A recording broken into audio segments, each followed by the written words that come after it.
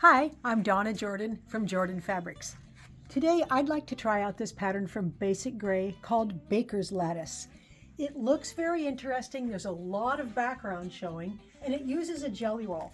So I have this nice light one from Hoffman and it's the Breeze and it's all of their 885 dots. So I'm going to want to pick a background that will contrast with these. And I know these are all greeny blue shades, but I think that color will look the best on here. So let me open it up and we'll pick one of these. The pattern calls for a 40-piece jelly roll, and that's what I've got here. I suspect that we could get by with one or two strips less. So in that case, let's say for instance we choose this color here, which does look nice. I will probably try to not use much of this one because it won't show up very well against the background. So this one is going to give us a little bit brighter of a look. This one is nice and subtle.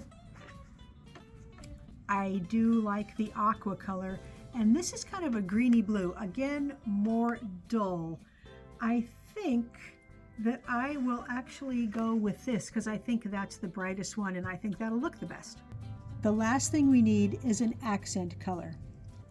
And since purple is one of my favorite colors, and there's a little purple in here, I think purple will show up very well. So that's what I'm going to use for the accent. The pattern has very nice cutting instructions, and there's a number of different sizes we're going to need. And it doesn't matter which strips we cut into which sizes. So I'm just going to stack some up and start cutting the biggest pieces first, and then I'll make my way down to the smallest pieces.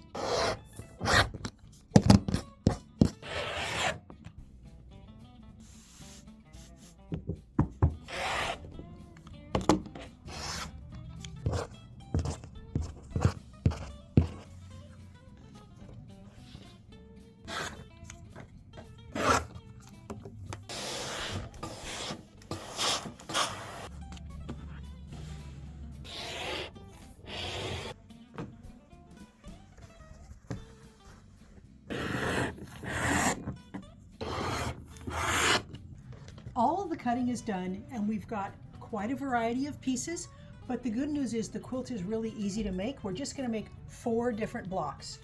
For the first block, we need 4 of the background and we need 2 of these squares, and I'm just going to grab 2 different colors.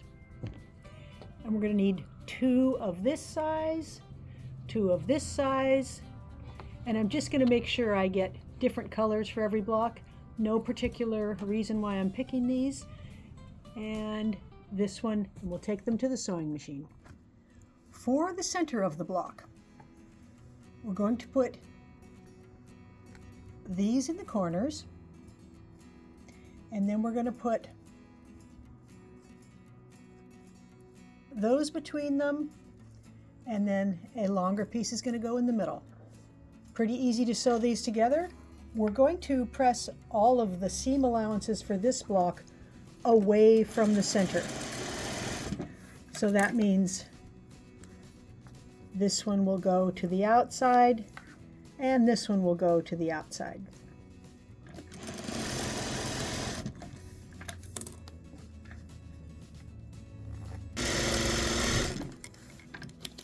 There's the bottom row. Again, seams to the outside. Now we'll just sew these 3 together.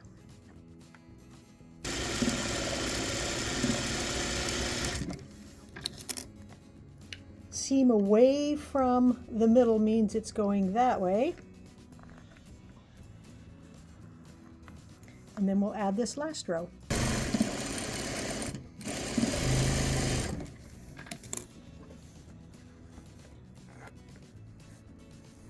The next step is to add these around the block. So that one will go there, and then we can put one here,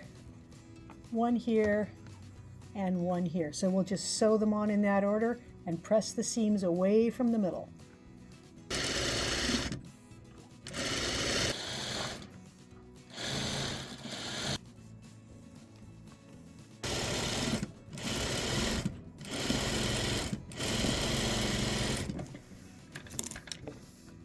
That's the first block, which they call Block A.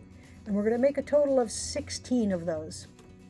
For the next block, we need 2 of the longest background and 3 of the longest of these stripped pieces. Those look like they're the same, so let's grab a different one instead.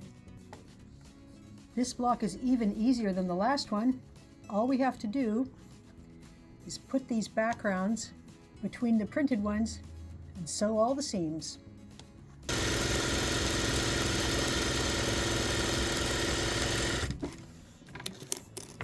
The seam allowances for the entire block are all going to go toward the accent, or toward the background rather. Those blocks are all done. We also needed 16 of that particular block. For the third block, we need 4 of the background pieces. That's one of each of these except for the biggest one. And then we need 1 of each size of these pieces we cut from the strips.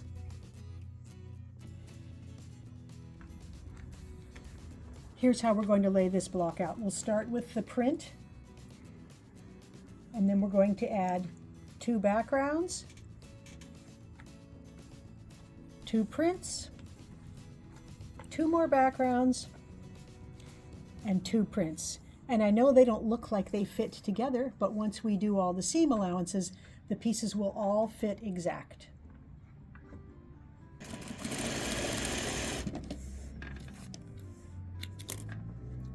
This whole block also gets all the seam allowances pressed toward the background. So that's going to fit right there. We'll put that next piece on, and I'll just keep adding pieces and pressing the seam allowances all toward the background.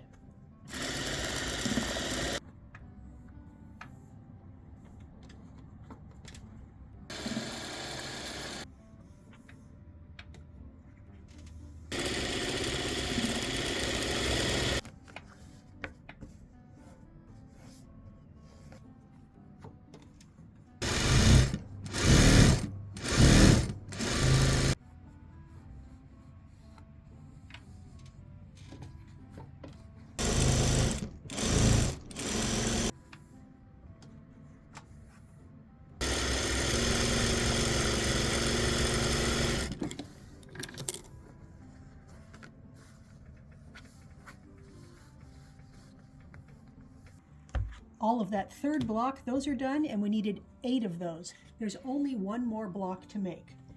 We need 2 backgrounds, 1 accent block, and then 2 of these large rectangles.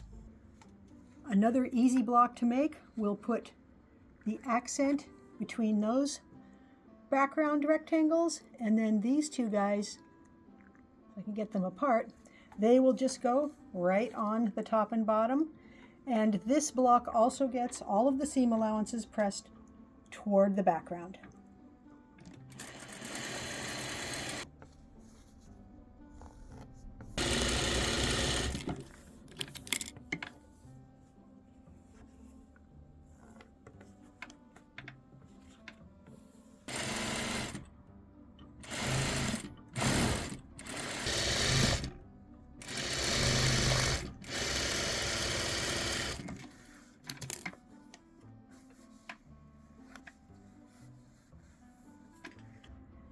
I've got all the blocks done, and I've started to lay out the quilt. You're definitely going to have to use the pattern and look at the way all the blocks are laid out so you do it correctly. I know we're going to get 2 of these here and 1 more of these here. And if you turn them, even though this block looks the same no matter how you turn it, if you follow the pattern, you will end up with your intersections with the seams nesting, and it'll be easier to stitch everything together. Another of those blocks, and then we've got 1 more of these, and it's facing that way.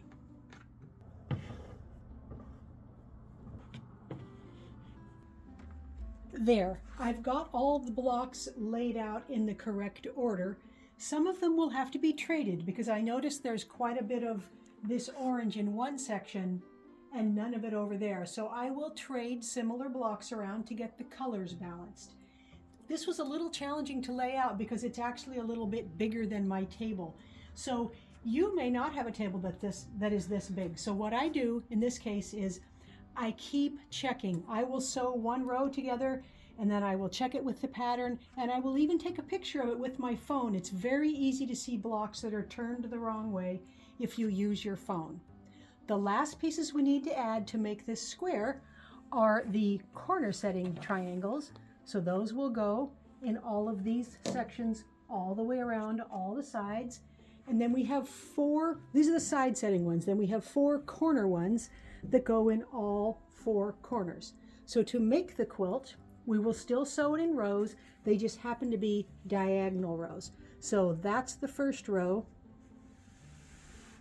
That's the second row. This, with one more triangle down here, will be the third row. So I'm going to make the rows and then put all the rows together, get it loaded onto the machine. This is one of those quilts that when I start laying the blocks out, I'm pretty worried because it doesn't seem to be laying out the way the pattern looks. But if you just keep checking the pattern and keep laying out the pieces, you will eventually get there. So it's not just you guys who have worries about this stuff.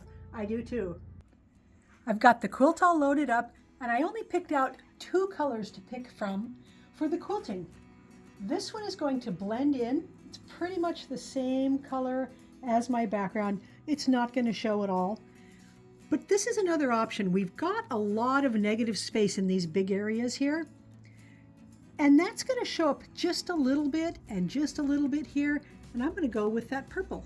For the quilting pattern, I'm going to use the ginkgo leaf meander. I don't have anything in the quilt that suggests a certain pattern, but I just like the way this looks, and I think it will look good in all those big empty spaces.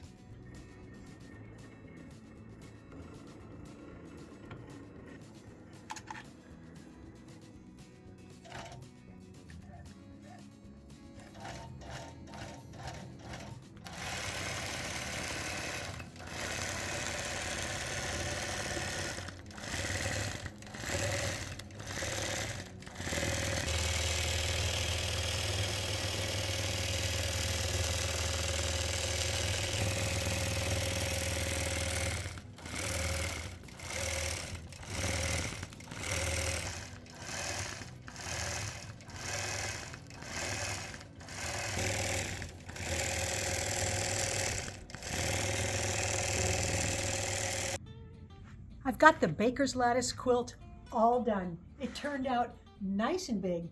It's 85 by 85 inches square. Of course, if you needed it any bigger, you could always add some more borders to it. So the quilting, let me talk about the quilting thread color here. I thought that the quilting would show up more in these big areas, and it recedes pretty well there. It shows more in these lighter areas there, but it doesn't seem to take away from the lattice effect of all that patchwork. And I love the way these purple accents are popping right out.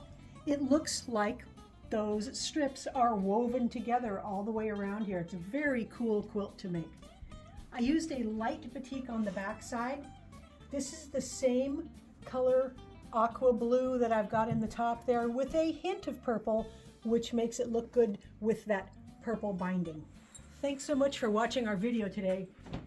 We hope you enjoy watching it. We sure enjoy making the videos. At the end of each video, we do a giveaway. Today's giveaway is a quilt called Tropical Breeze. We made this in a how-to video some time ago. It's made with fat quarters. And this one is all shades of blues and magentas and pinks from Hoffman.